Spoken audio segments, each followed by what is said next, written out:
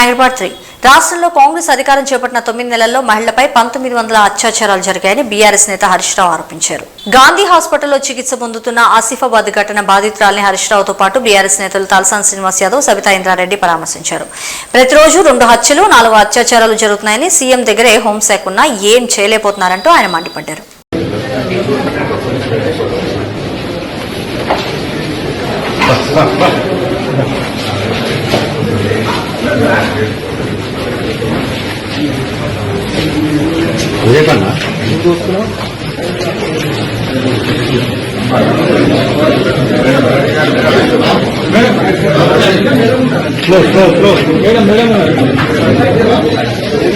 ఈరోజు ఈ ముఖ్యమంత్రి గారు వరద విపత్తు సహాయం చేయడంలో ఫెయిల్ అయిపోయింది, వరద నిర్వహణలో ఫెయిల్ అయిపోయింది, లా అండ్ ఆర్డర్లో ఫెయిల్ అయిపోయింది, రుణమాఫీ చేయడంలో ఫెయిల్ అయిపోయింది, విద్యా వ్యవస్థను నడిపించడంలో ఫెయిల్ అయిపోయింది.